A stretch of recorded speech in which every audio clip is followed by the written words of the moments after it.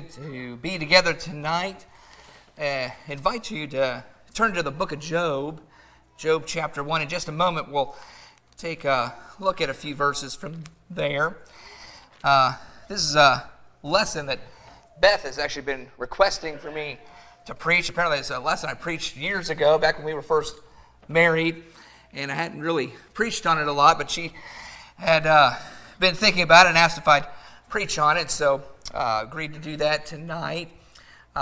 Basically, the title of the lesson is called "There's Something Bigger Going On," and the premise is very similar to the plot of a movie that I saw back in the 90s that I thought was really ahead of its time when it came out. I think in many ways really predicted the way the culture of our entertainment would be so focused on reality television. And it was a movie called Truman Show. And basically the premise of the movie is that you meet this man who's living a pretty normal, pleasant life.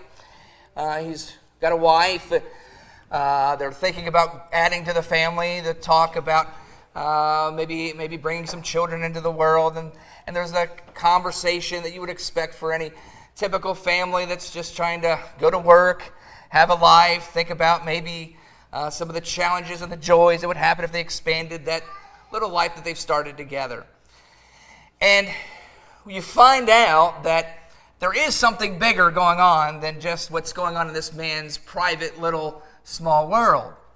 Little does he know that he is the subject of a reality television show. He is literally the superstar where everybody knows his name or is watching him 24/7. There's merchandise, memorabilia that are being sold about this man. He has absolutely no clue. And throughout the movie, he tends to start picking up these small, subtle clues that maybe there's something bigger than just what's happening in his small little bubble of the pleasant, uninterrupted life he's living. And one of the comical scenes is that there happens to be, what he doesn't realize is the world he's living is actually an elaborate set. If you can imagine that, just the sky, the walls, everything is an actual set. And he's driving to work one day, and there is a prop light that falls out of the sky and lands in the middle of the road. He's picking up, wondering what in the world this is, and they try to cover the tracks, and they report on the radio, there must have been some falling out of a satellite dish that fell down. Hopefully no one was ever hurt by it. And he thinks it's kind of odd, and he starts picking up little clues, and people are trying to convince him he's seeing things, or he's delusional, and eventually he does pick up that, yes, he is blown away when he realizes that there is something much, much bigger than just that day-to-day, 24/7 cycle of a life he's living. And in many ways, the Bible seems to be trying to poke holes into that false reality that many people in the world are living. Many people have the same kind of delusional sense of their life, that it's their own private little world, and it's just their own private little life, and it's just what everybody else is living, and we're all making our own day-to-day decisions. Where am I going to work? Where am I going to school? Maybe I'll have a family. Where will I live? And all these things that we seem to be just kind of isolated in our own cycle of life.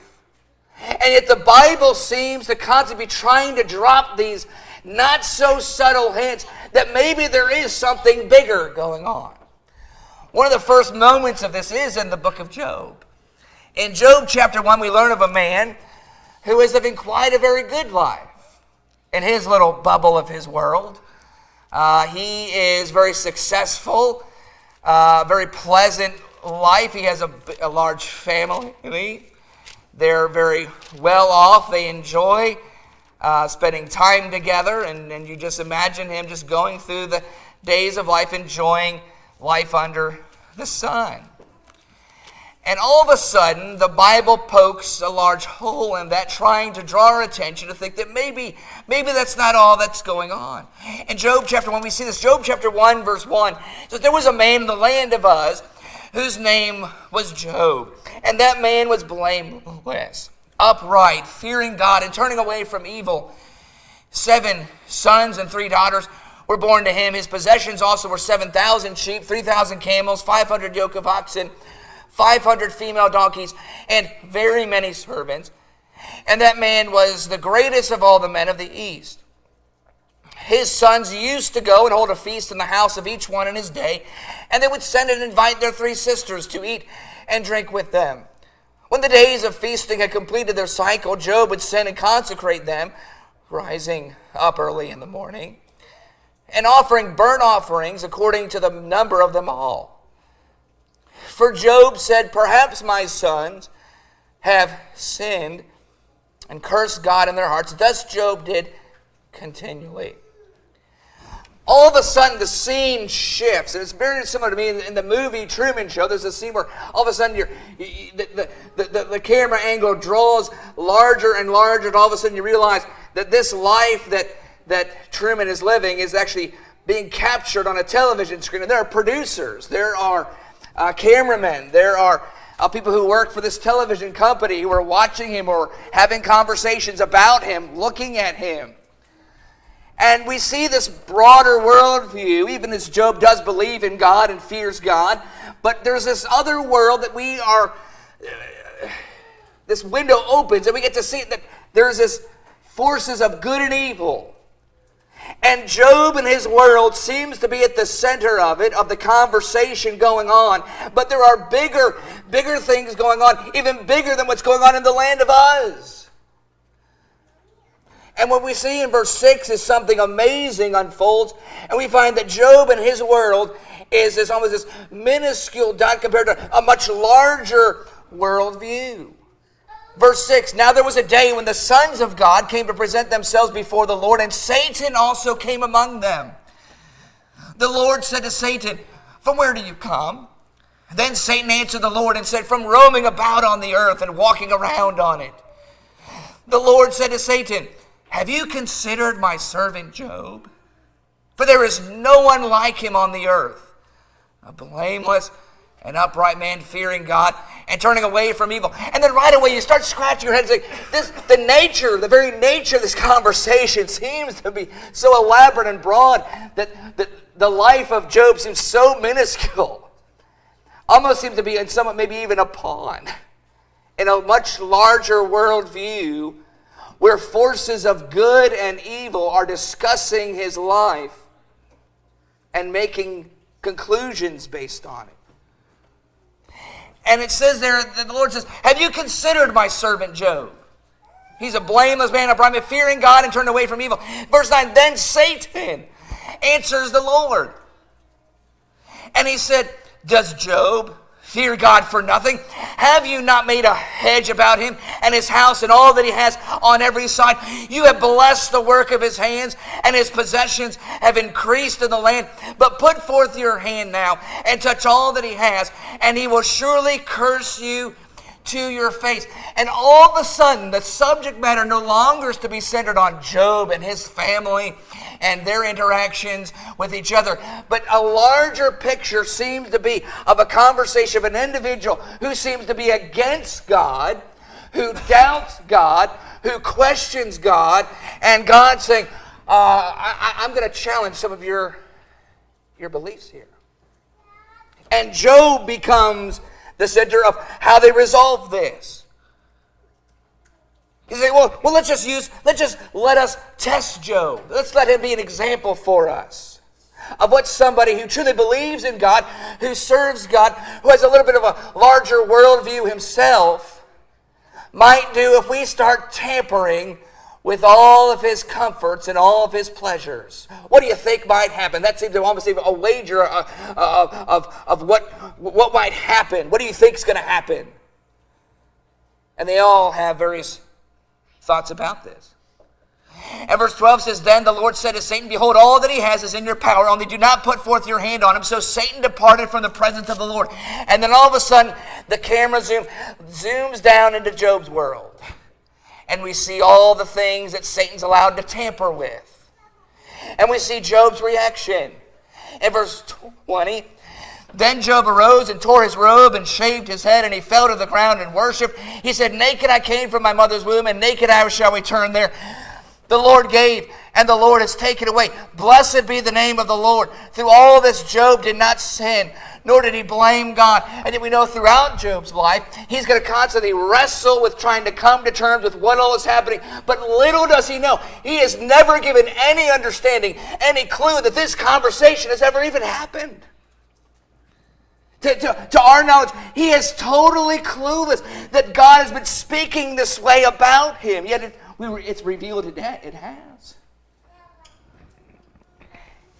That there is something larger, something more drastic, a grander scope of what really is happening in the existence of our world that goes beyond this earth and this galaxy we live in. And it continues, chapter 2. Again, this grand conversation happens again. Chapter 2, verse 1. Again, there was a day when the sons of God came to present themselves before the Lord, and Satan also came among them to present himself before the Lord. The Lord said to Satan, "Where have you come from?" And Satan answered the Lord and said, "From roaming about on the earth and walking around on it." The Lord said to Satan, "Have you considered my servant Job? For there is no one like him on the earth, a blameless and upright man, fearing God and turning away from evil. And he still holds fast his integrity, although you incited me against him to ruin him without cause." You almost sense this, almost if you could put a facial expression with it. You thought, who won that little exchange? Point God. It's beyond what Job has experienced. He seems to be the target of the conversation that they are having amongst each other. I'll be honest, something that I didn't even think about or contemplate. We get so locked in, and that's going to be what we're going to focus on. Is God trying to get our attention in such a way that we might accept this? But that seems to be the case here. Verse 4. Satan answered, and he disagrees with God. Satan answered the Lord and said, "Skin for skin. Yes, all that a man has he will give for his life. However, put forth your hand now and touch his bone and his flesh, and he will curse you to your face." So the Lord said to Satan, "Behold, he is in your power. Only spare his life."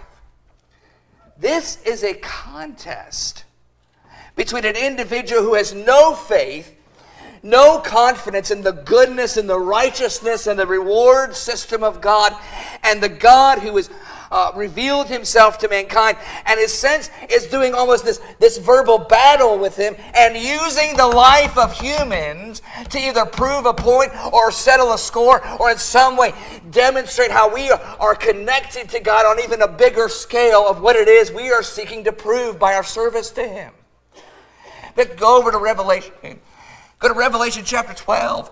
And again, the dialogue, the text gives us this window into something that I sometimes even struggle to kind of wrap my head around, put my thoughts about how I would describe this.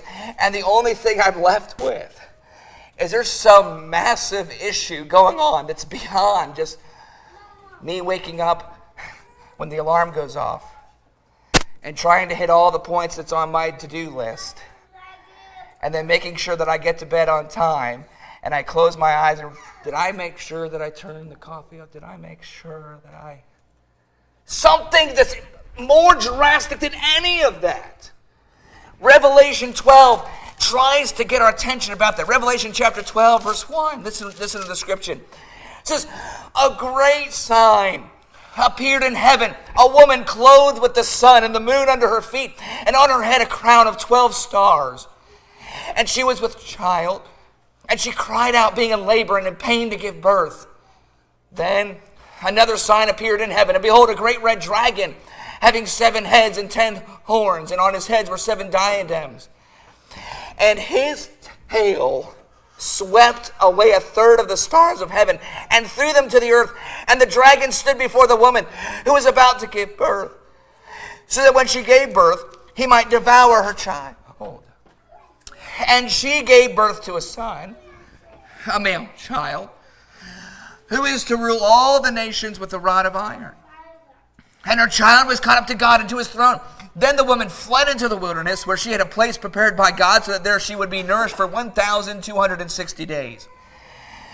And this language, the next one we see in verse 7, is the one that perks my ears up and makes me pause for a moment, as it would for us looking at the life of Job and then seeing a bigger picture beyond it. It describes this conflict. There was a war in heaven that found itself in such turmoil, in such fierceness. That war came down upon the earth, and it started involving the citizens of which involved Job, his family, involves us. But there's this conflict between good and evil. Verse 7, there was war in heaven.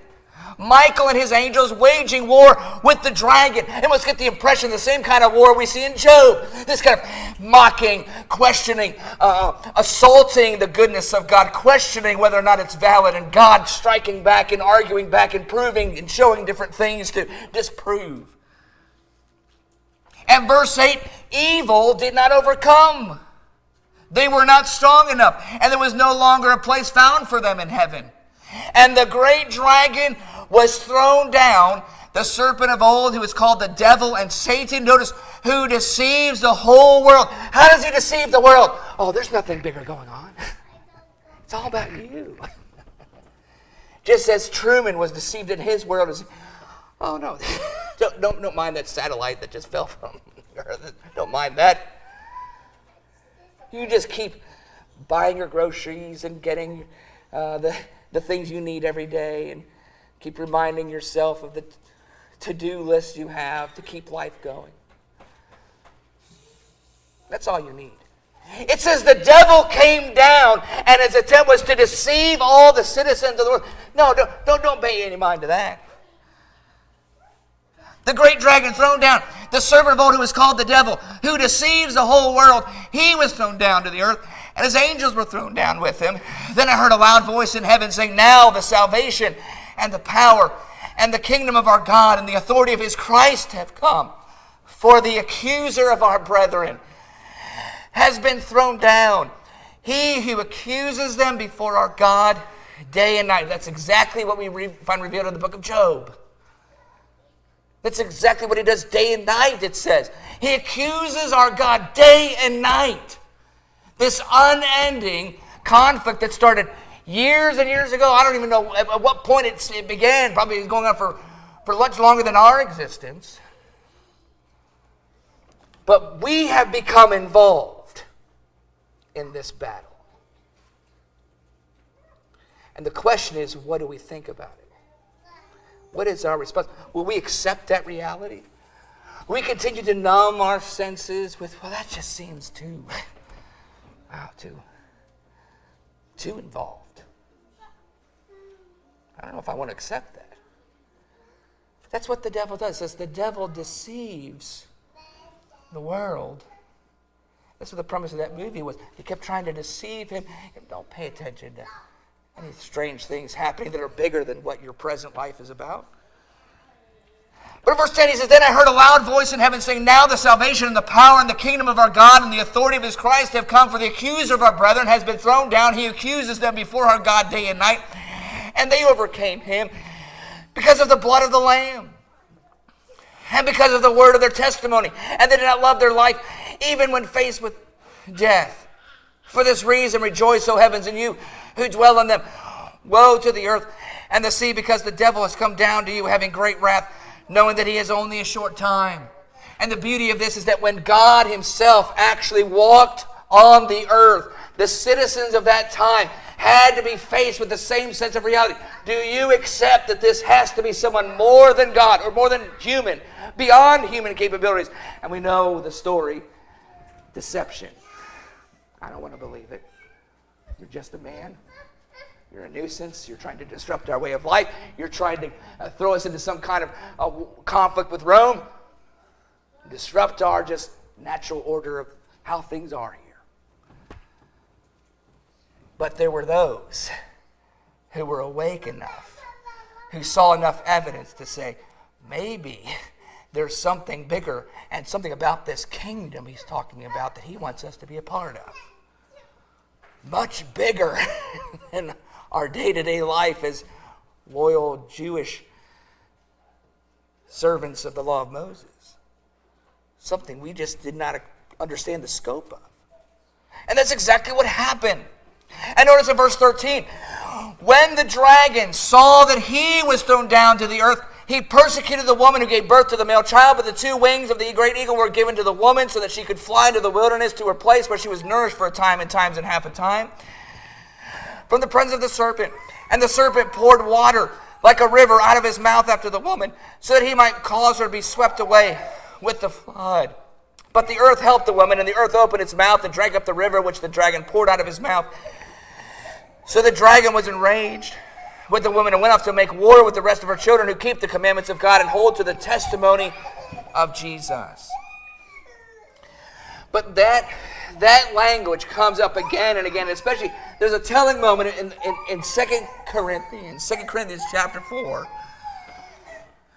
where Paul stops dropping these hints about what he understands about the nature of this bigger picture, that there are bigger things going on, and our acceptance of it or our refusal to acknowledge it. And in 2 Corinthians chapter 4, he writes this. 2 Corinthians chapter 4, verse 1. Therefore, since we have this ministry, as we receive mercy, we do not lose heart, but we have renounced the things hidden because of shame, not walking in craftiness or adulterating the word of God, but by the manifestation of truth, commending ourselves to every man's conscience in the sight of God. And even if our gospel is veiled, it is veiled to those who are perishing, in whose case the God of this world has blinded the minds of the unbelieving, so that they might not see the light of the gospel of the glory of Christ, who is the image of God. For we do not preach ourselves, but Christ Jesus as Lord, and ourselves as your bondservants for Jesus' sake. For God, who said, light shall shine out of darkness, is the one who has shown in our hearts to give the light of the knowledge of the glory of God in the face of Christ, which Paul said, I became a preacher of the gospel to wake people up.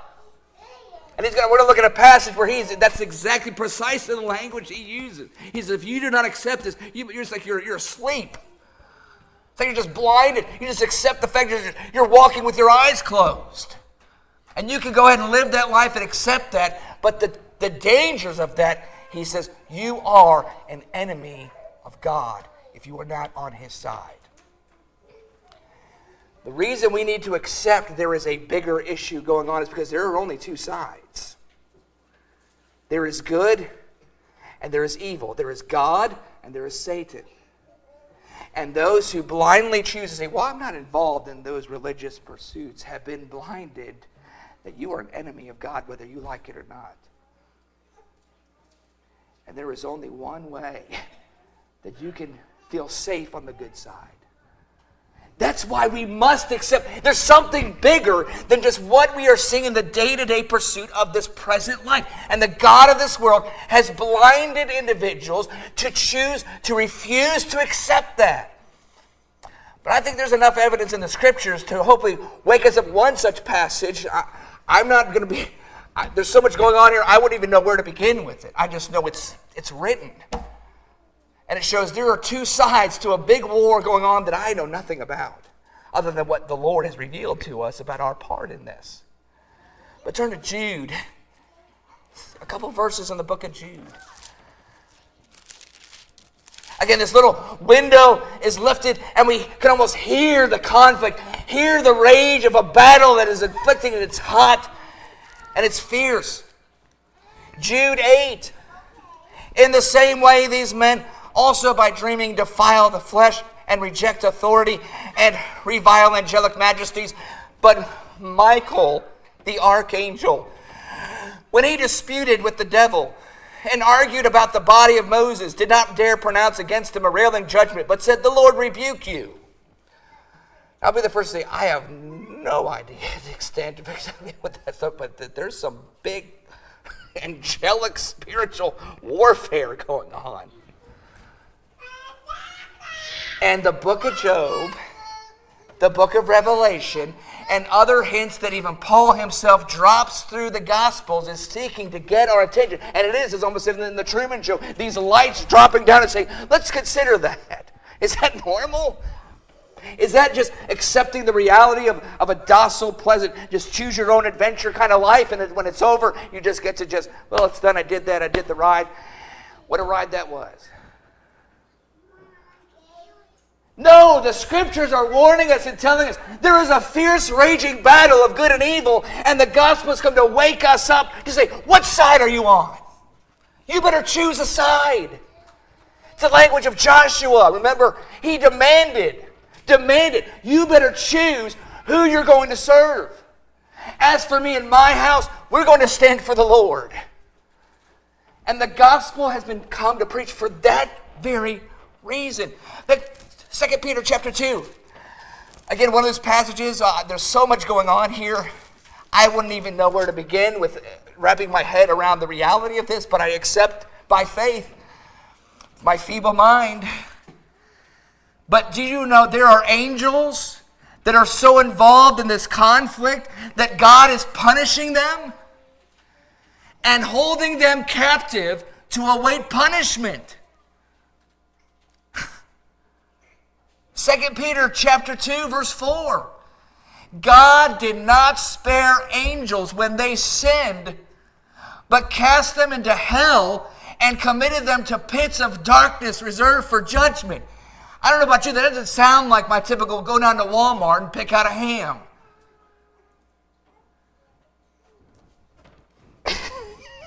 It's not. But when I get so accustomed to that kind of way of ordering my life, that's the devil blinding my eyes. Like, yes, that's all this life is. You have your get-togethers. Just what does it say when the warning of a great flood, some great conflict that's going to happen? They were living, they were marrying, they were eating, until the flood came and destroyed them, and they were totally clueless. Eyes were shut. Something bigger is going on. And we are being asked, whose side are you going to be on? Now notice Philippians chapter 3. Philippians chapter 3 is a clear warning stating the reason we must open our eyes and we must accept the premise of this battle is because if we refuse to get fiercely on the Lord's side, we are by default his enemy. Philippians chapter 3. Philippians chapter 3. I don't get to say, I just choose to not be involved in this conflict. We don't get to do that. Philippians chapter 3 verse 18 says, many walk, of whom I often told you and now tell you even weeping, that they are enemies of the cross of Christ, whose end is destruction, whose God is their appetite, whose glory is in their shame, who set their minds on earthly things. That's all you need to do to be an enemy. I choose the blinded, comforted, soothing life of what this present earth has to offer to me, and you have just aligned yourself as an enemy of the gospel.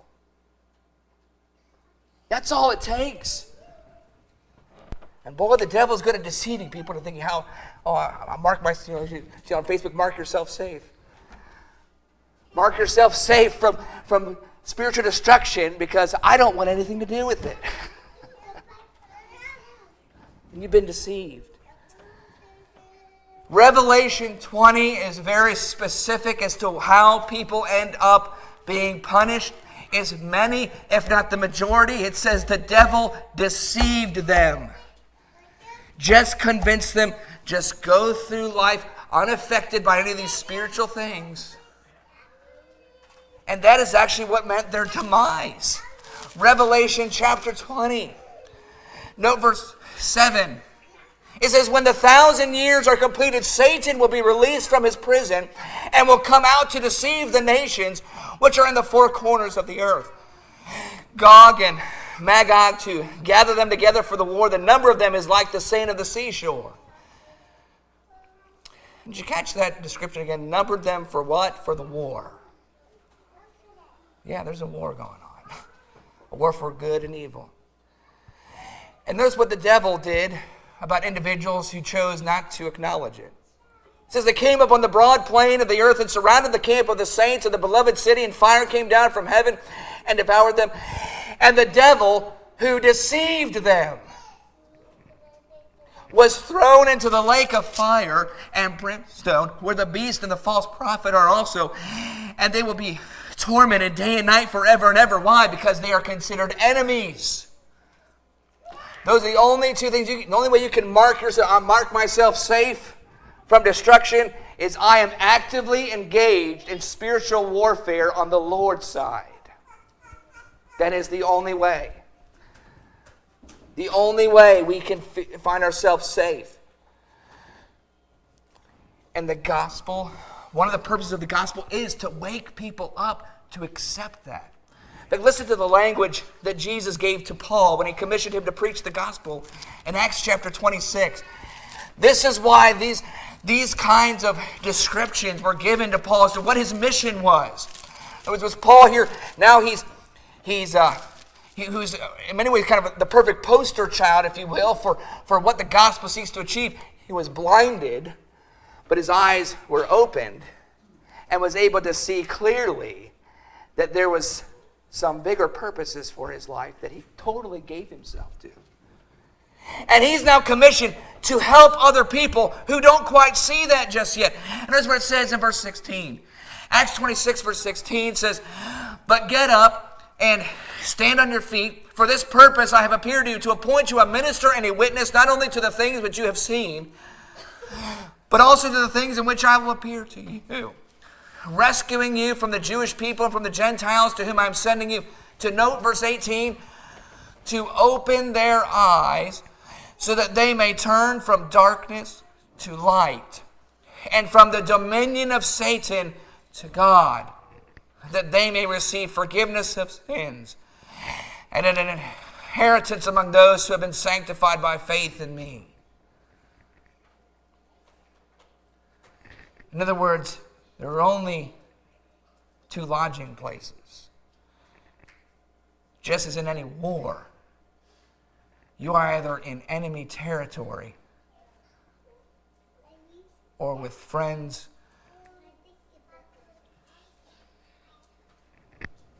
and allies. You are either an ally or you are an enemy. And he's made it very easy for us to figure out which side we're on. And the gospel is designed to say, as it came to Paul, Paul, why do you choose to be an enemy? And isn't it wonderful that the gospel is so merciful, so gentle, so reasonable, that those who are presently enemies can actually be brought to be allies, friends, citizens of God's household, that they might then fight on his side. He allows for that. Prisoners of war who are allowed to be rescued out of that situation and transferred over. That's the mindset, to open their eyes. Turn to 2 Timothy. 2 Timothy chapter 2. This is the language that he uses. 2 Timothy chapter 2. A few verses there. 2 Timothy chapter 2. Verse 1. Just some practical teaching about how Christians should live their lives. He says, "You therefore, my son, be strong in the grace that is in Christ Jesus.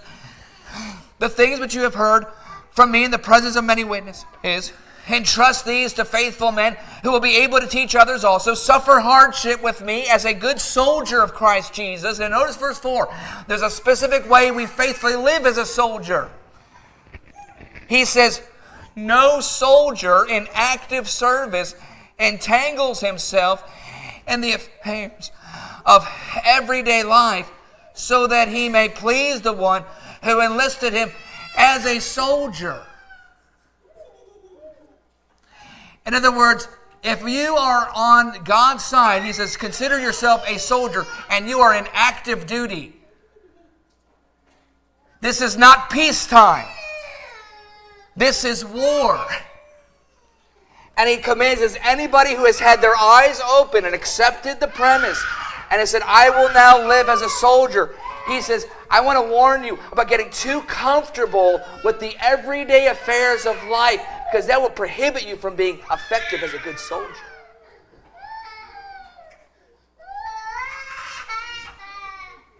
I remember there was a friend of mine who enlisted in the Special Forces of service. And not a lot of contact was allowed between his family members. They were not allowed to know a lot about his location or even what he was doing. I remember speaking with his mother, who was always worried about him. And she said, I pray for him, and I ask you to pray for him. She said, this is the only thing I know so far that he's told me. He said, Mom, I have regular training exercises where they would take me by helicopter, and I have no idea where I'm going. And he says, and right before I get out of the door, they ask me to hold my hand out, and they'll say, pick one. I said, what? He said, pick a finger. I said, what do you mean? He said, pick a finger you want broken. They'll break the finger he chooses, throw him out of the helicopter, and he has to survive for about a week before they pick him up. I don't know about you, but somebody actively training for warfare, I can't imagine someone like that living what we would call a normal, safe, regular life. Getting the mind that you are engaged in serious battle and you must get the mind prepared for it. And we have Scripture teaching and talking to us that way. Paul saying, you are soldiers and you must keep that armor on and equipped, ready for battle at any moment. Vigilant, sober. And here's one of the warnings. He says, if you get too comfortable in the everyday affairs of this life, you're going to get soft, you're going to get unaware, and you're not going to be ready for active, real battle. That's part of this having our eyes opened. And the devil has been exceptionally good at deceiving even those who accept the premise that there is good and evil, but have chosen the life of a civilian rather than a soldier. That's sobering words that I need to hear. It's sometimes hard to, because again, the devil is so good at convincing us because it's the path of less resistance. It's easier. Calms us, makes us feel peaceful. The truth is that we are in the midst of heavy warfare. And there is a major battle going on, and we have become the targets. And notice what he says in Romans chapter 13. Romans chapter 13, a very good companion passage with the one we just read in 2 Timothy about making sure that we have the proper mind, that we are soldiers. And we must be, in other words, always be ready for the proper training and exercises that is proper for a Christian to engage in, always being on their toes. And this is what he says in Romans chapter 13. Romans chapter 13, verse 11. Here Paul says, because Paul, no doubt, as he would engage in conversation with Christians, engage in conversations with others who were maybe opposed to the principles of the gospel, he says this. He's seen it. He's witnessed people who have this mindset. So he writes to the Romans. He says this in verse 11. Romans 13:11. Do this, knowing the time, that it is already the hour for you to awaken from sleep. For now salvation is nearer to us than when we believed. The night is almost gone and the day is near. Therefore let us lay aside the deeds of darkness and put on the armor of light. In other words, get ready for battle. Suit up. Let us behave properly as in the day, not in carousing and drunkenness, not in sexual promiscuity and sensuality, not in strife and jealousy. But put on the Lord Jesus Christ and make no provision for the flesh in regard to its lusts. Another passage where Paul gave a practical description of what this meant. Paul said, I'm always on my toes. Paul said, I have to constantly realize that even after I preach this to other people, and I'll attest that this is amazingly so sadly easy to do. Easy to preach this sermon and say, yeah, this is what God wants us to do. And then I myself go home and say, well, Paul said he knew he was going to have to struggle with that. And so Paul says, even after preaching sermons like this, he says, I have to make sure I keep my mind vigilant. 1 Corinthians chapter 9, he says this, 1 Corinthians chapter 9, verse 24. In other words, adding to how, hopefully opening up our eyes to realizing how easy it is for us to slip into that kind of sleepwalk mode. That Paul says, I want to ring the alarm and say it's time to wake up. And don't live like that. But notice what he says in 1 Corinthians 9, verse 24. He says, do you not know that those who run in a race all run, but only one receives the prize? Run in such a way that you may win. Everyone who competes in the games exercises self-control in all things. They then do it to receive a perishable wreath, but we an imperishable. Therefore, I run in such a way as not without aim. I box in such a way as not beating the air. But I discipline my body and make it my slave, so that after I have preached to others, I myself will not be disqualified. What his point is this. He says, I've seen people that compete for athletics.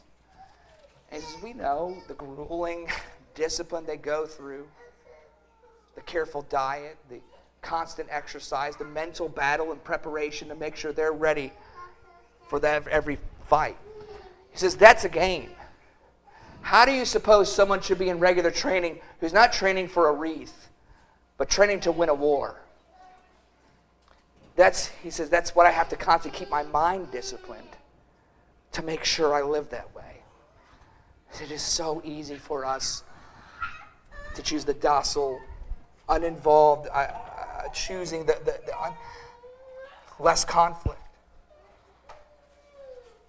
And so he says, I discipline my body and make it my slave so that after I preach to others, I myself will not be disqualified. In fact, just to give us an idea of the kind of mental preparation and kind of discipline Paul was constantly under, it was for this kind of activity. He says, I'm always ready for 2 Corinthians chapter 10. Turn to 2 Corinthians chapter 10, which again gives us the indication of the kind of mental, spiritual training we must be ready to undergo. He says in verse 2, he says, I ask that when I am present, I need not be bold with the confidence with which I propose to be courageous against some who regard us as if we walked according to the flesh. For though we walk in the flesh, we do not war. Notice he brings that word up. We do not war according to the flesh.